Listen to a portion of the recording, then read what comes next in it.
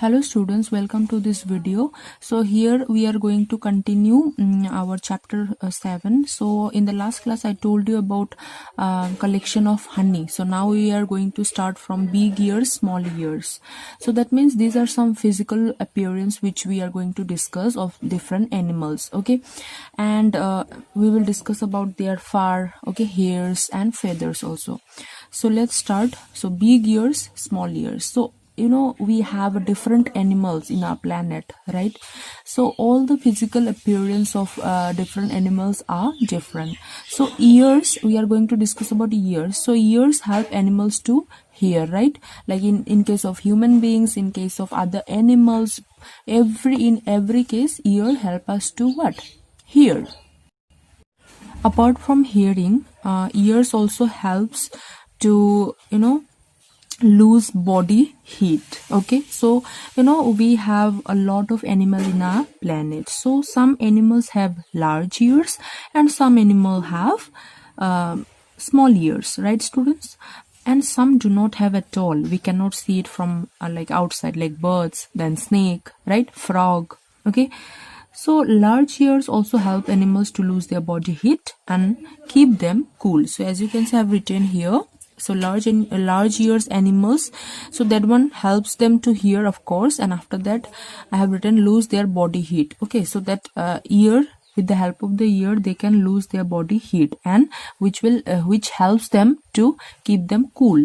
So generally the animals from hot desert or hot climate. Okay, so the animals who lived in hot climatic conditions, so generally the animals of that area having large ears. Okay, like elephants, okay, fox, okay, in hot climate, so also has large ears. Okay, then elephants large ear help them to stay cool by shading their body heat. Okay, as you can see, elephants having in your book you can see, okay, they have a big ears, so that help them to keep them cool. Okay, so this is for hot climatic animals from hot climatic condition.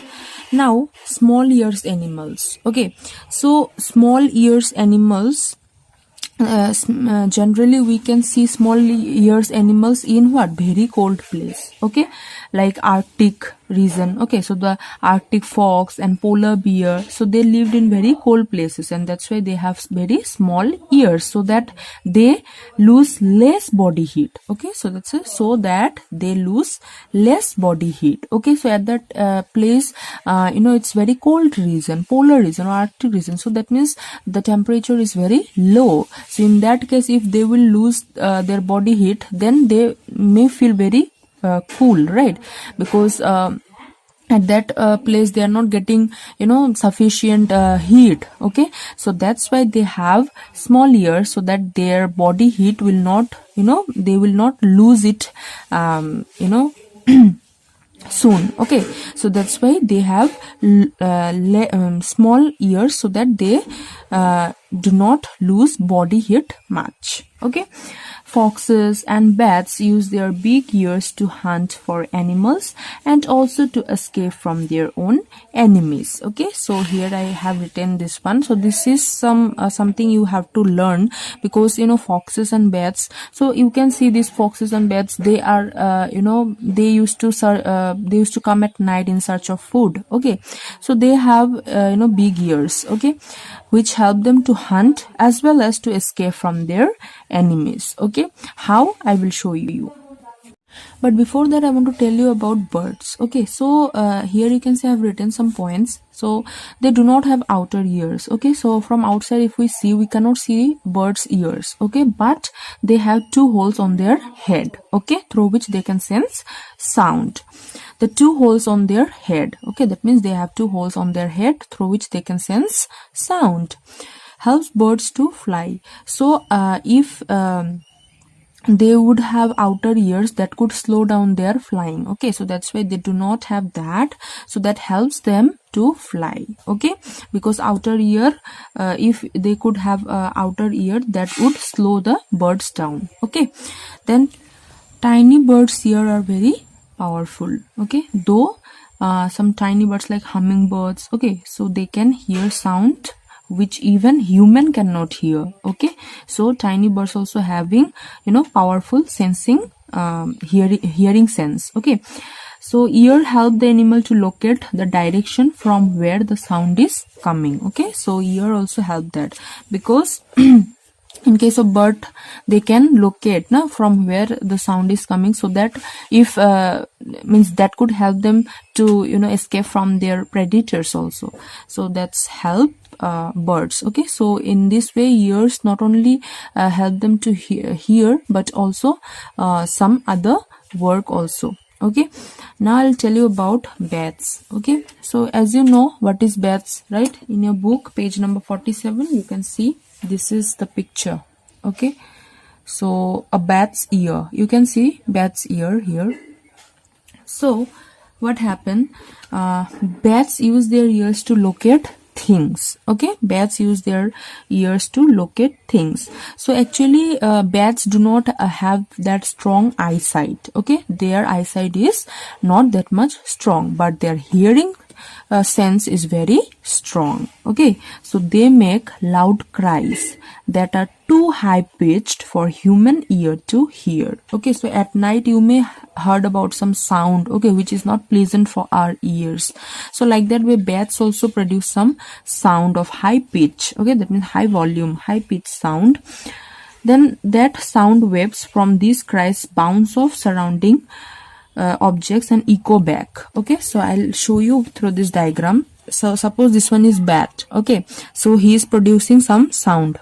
Okay, then here predators are there, prey is there. That means suppose some insects maybe. Okay, so when bats produce sound, so that one travels, the sound waves travels through the air, and that one bounce off to that prey and echo back to the bat. Okay, so when that sound will go bounce back and strike again to bat's ear, so they can locate that, yes, in that position or in that direction I'll get some food. Okay, so in search of that they used to move in that direction and they can eat their prey.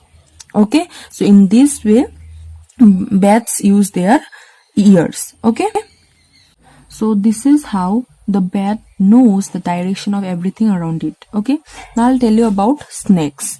So snakes do not have ears, they hear through vibration on the ground. As you can see, the snake used to creep through the ground, right? So they can feel that vibration of the sound.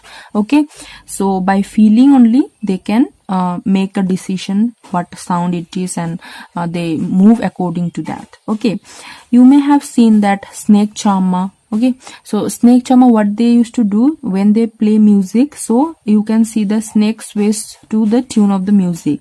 Okay, but actually it is not like that. You can see when snake charmer use some and actually it is called pungi. Okay, the flute they use.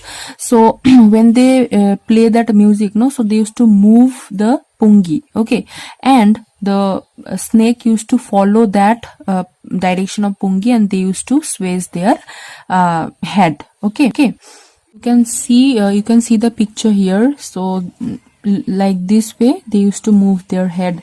Okay, so actually they are not moving their head due to the music. They used to follow the movement of the flute, that is pungi. Okay, so all animals cannot hear all sound. Okay, while some can hear a low pitch sound and other can only hear high pitch sound. Okay, so there are different animals having different ability to hear the sound. Okay, students, so now I'll tell you about hair, fur and feathers. Okay, so mammals, you know some animals such as mammals have hair on their body, like cow, dog, cat.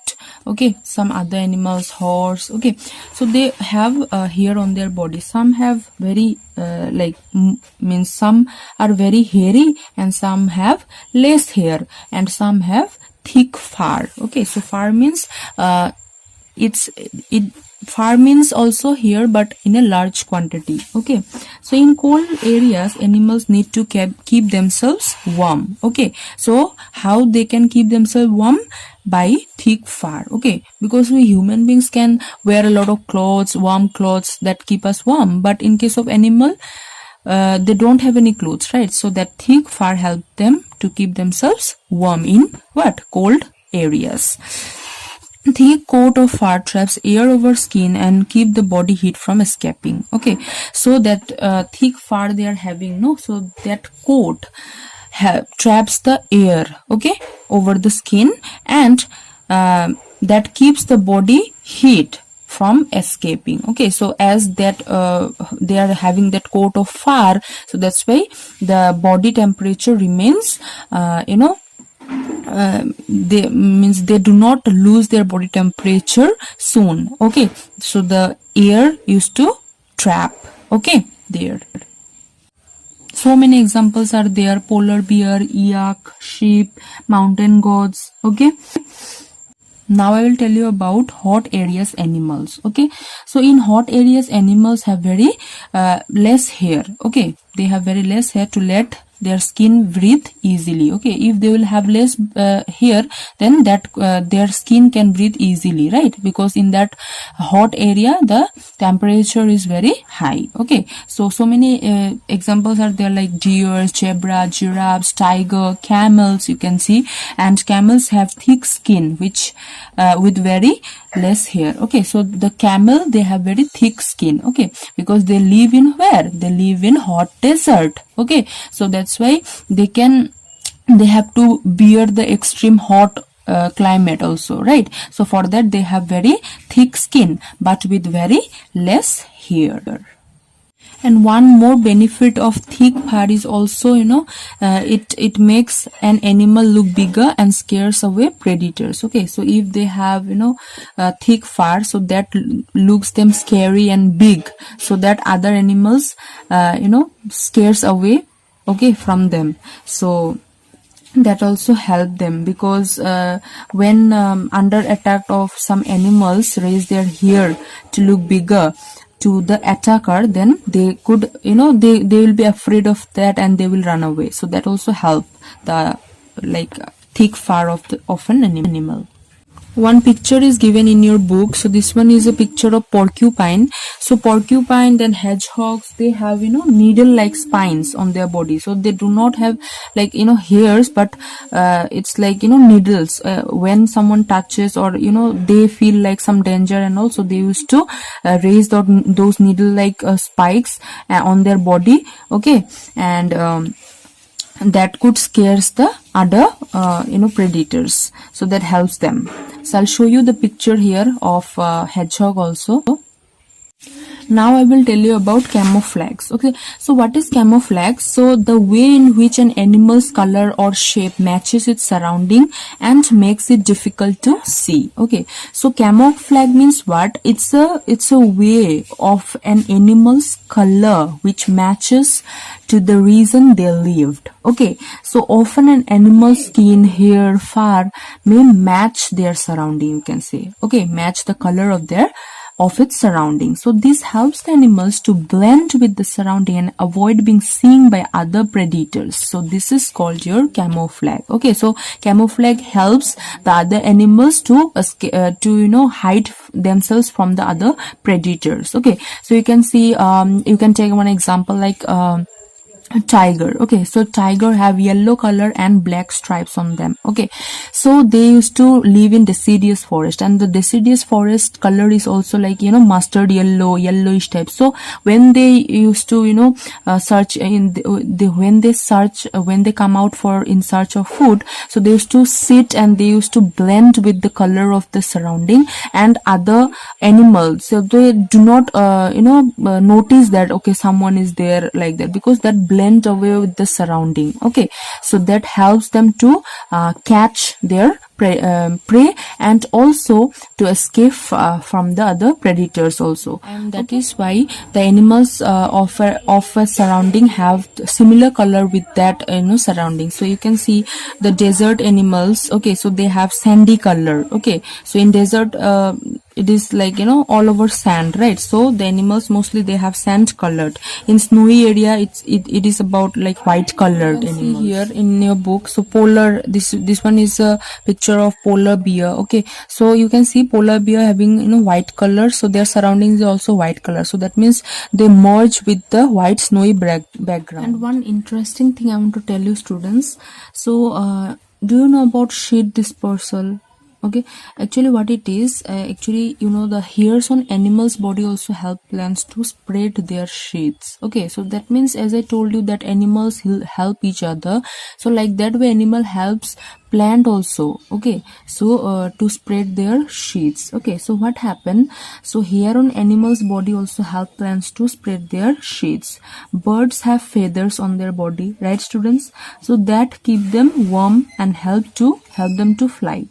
You will notice that some plants have thorny sheets, okay, so that cling to their hair of the animals, and the animals carry that sheets to the new place, thus helping in sheet dispersal. Okay, so what is sheet dispersal? So actually what happened, when some plants, you know, almost every plants have sheets. Okay, so when some animals, you know,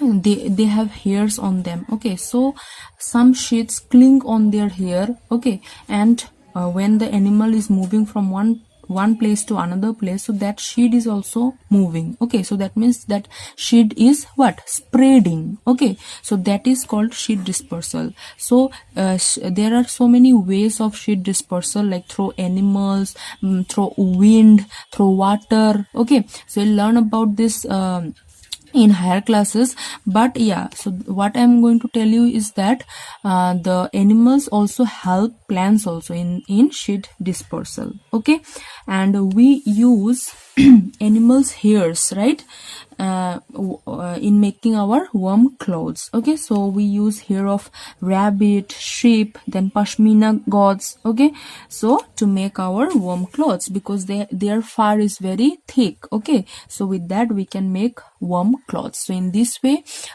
animals help us also. Okay, so this is the end of your chapter.